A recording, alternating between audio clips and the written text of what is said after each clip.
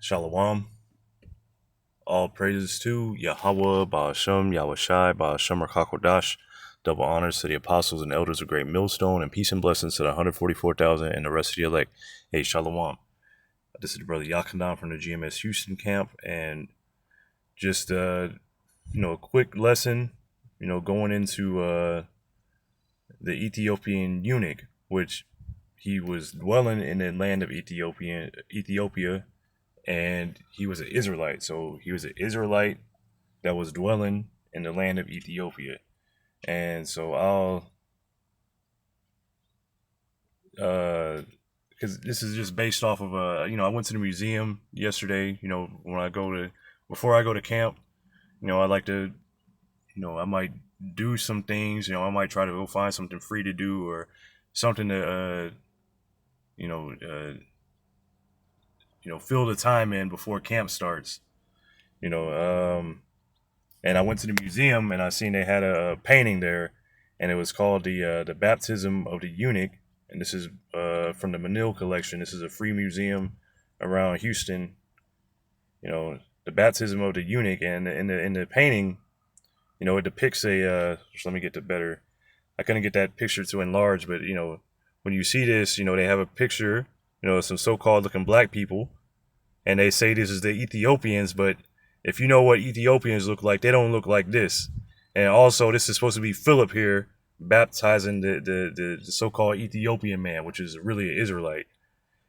But if you look at the clothes that these people are wearing here, and the appearance of them, they don't look like Ethiopians. These ain't Ethiopians. It's just this here is just a counterfeit image that Esau has put out during the Renaissance period. During his rebirth.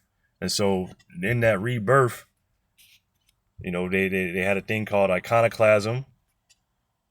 They destroyed the images, painted over with their own images, and they put themselves up as the people of the Lord.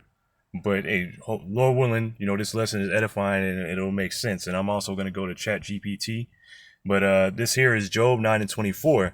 The earth is given into the hand of the wicked. So the earth, the power of the earth, everything has been given into the hand of the wicked. And the wicked is Esau Edom, the so-called white man, what he goes by today. But his true nationality, his true name of this people is Esau Edom. The true name, the true heritage of the Israelites, who you call today the so-called Negroes, Latinos, Native Americans, are the Israelites. And we happen to be scattered amongst all the people around the world, speaking their languages, looking like different types of people. We've been scattered. So again, the earth has been given into the hand of the wicked. This is who's in rulership right now. This is who's in rulership right now. The wicked, Esau Edom. Just look at everything. The earth is being destroyed as we speak. War, peace is being taken away from the earth. The food is defiled. The people's minds are defiled. Everything is defiled under this rulership. So the earth has been given into the hands of the wicked. He covered the faces of the judges thereof. If not, where and who is he? So he covered the faces of the judges, meaning he covers up. He painted over the images of the judges. The Heavenly Father, Yahweh, his son, Yahushai, made them both look like Edomites. And even the angels, and even in the painting that you see, what's supposed to be Philip, who's supposed to be an Israelite, it made him look like a leprous white man. The only thing that they actually depict him that's real is probably him having a beard. That's it. Whereas the rest, this is supposed to be Ethiopian eunuch, but these look like Nigerians. They don't even look like Ethiopians. So what's going on with this? Which the Nigerians, those are the Israelites. So this is really just based off of Acts chapter 8 and verse 30. A little up.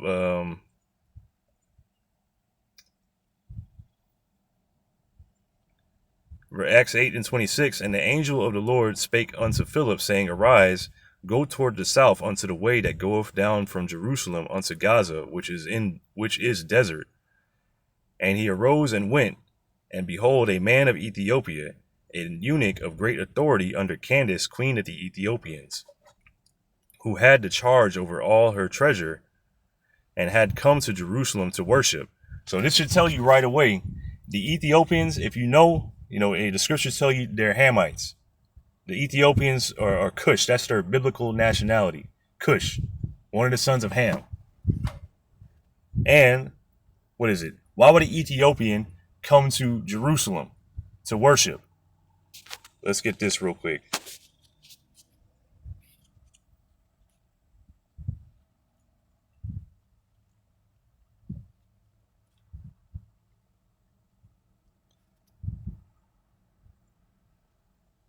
Let's see here. There's a better one. It actually says Jerusalem.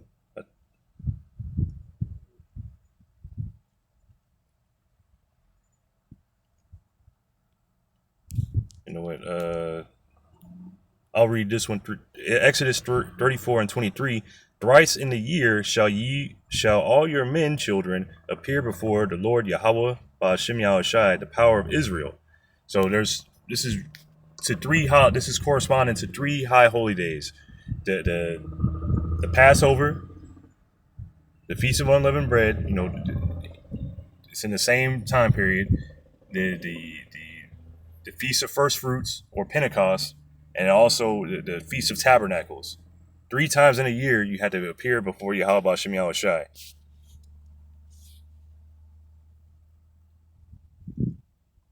Let me see if I can find another one.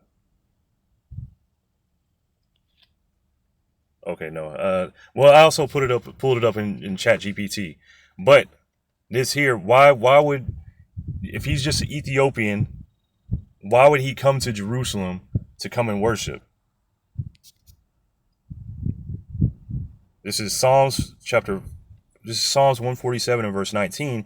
He showeth his word unto Jacob, his statutes and his judgments unto Israel. So this is who the law is given to Israel. This is who you find trying to keep the laws. He have not dealt so with any nation, and as for his judgments, they have not known them. Praise ye Yahweh Ba'ashem Yahushai. So the other nations, Yahweh Ba'ashem Yahushai is not dealing with them. They are not required to keep the laws. They are not required to appear before the Lord.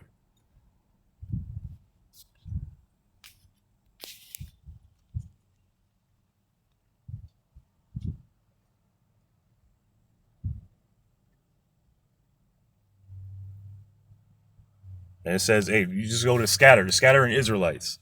This is Deuteronomy 4:27. And Yahweh Ba'ashem Yahushai shall scatter you among the nations, and ye shall be left few in number among the heathen, whither Yahweh Ba'ashem Yahushai shall lead you. So you're going to be scattered amongst the nations, like this eunuch that was dwelling in Ethiopia, who came to Jerusalem to worship.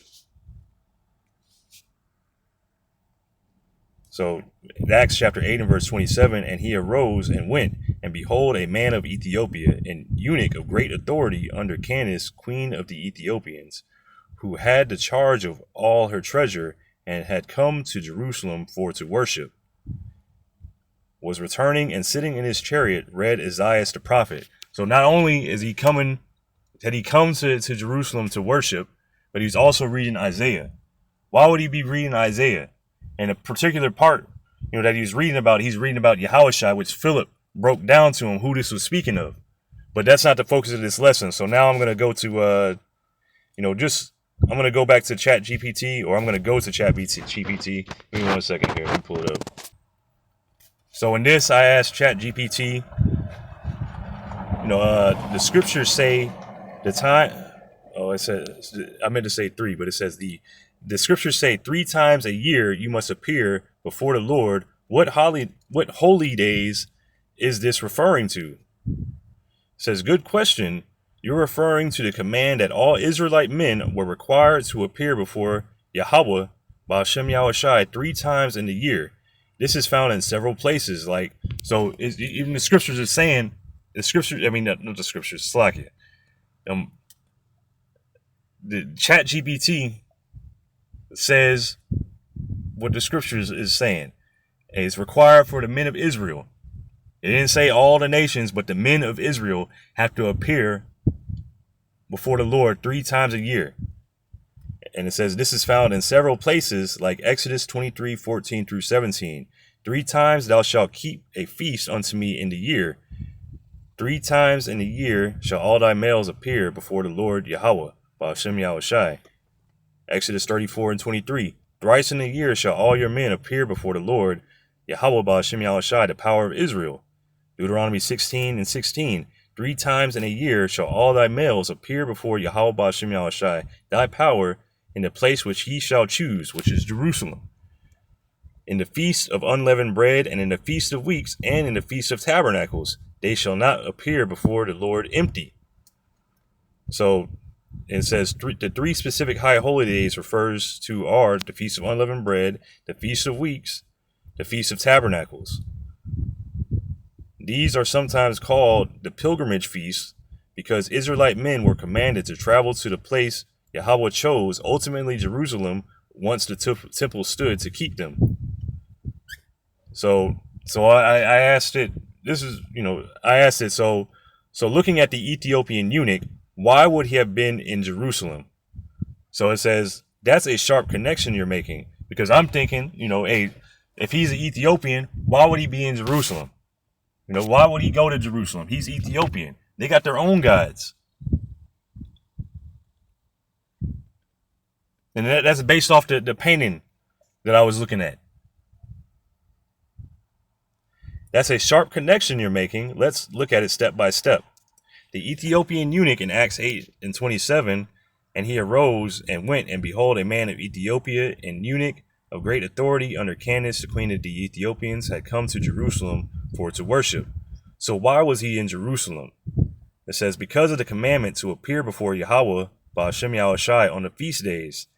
As we saw in Deuteronomy 16:16, all males of Israel were required to come up to Jerusalem 3 times a year.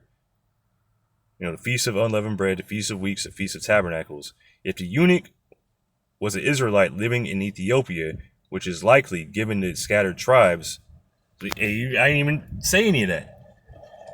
But by the time Acts happened, by the time of the Acts of the Apostles, this is taking place, Israel had already been scattered. You had the northern kingdom that had been taken away into Assyria, and they'd been long gone.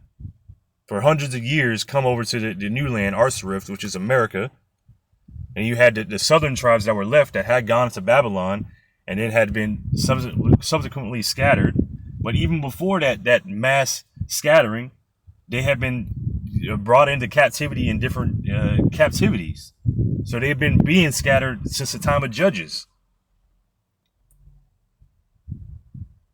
So it's not hard to believe once you understand that the Israelites had been being scattered, that had been dwelling in them lands, like those that were dwelling in Colossus, that were dwelling in Greece, that were dwelling in Rome.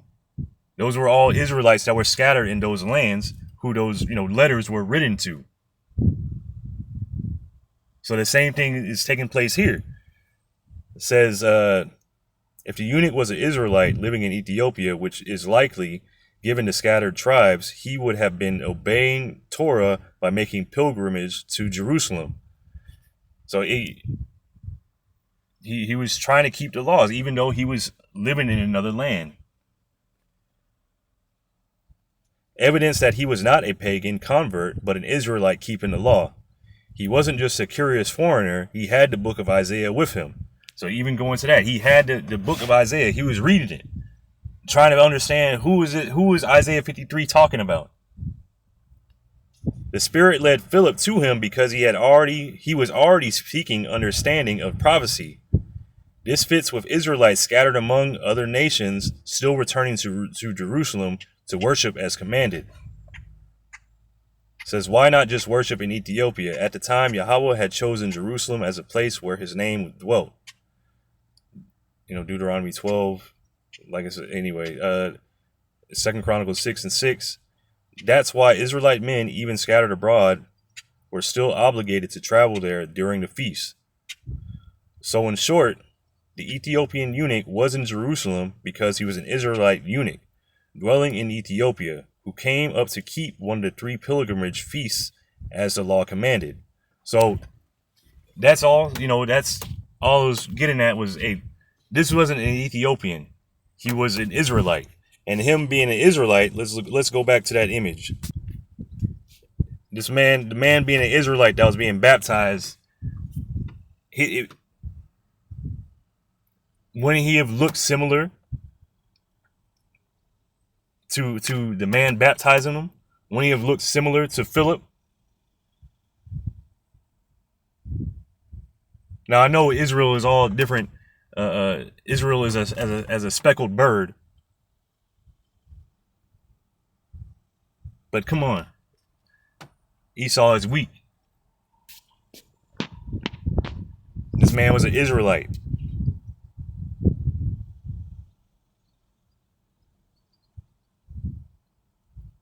But that's all I had. Hey, Lord willing, was edifying. I'm gonna give all praises to Yahweh, Ba'ashem, Yahweh Shai, Ba'ashem Hakodash. Hey, Shalom.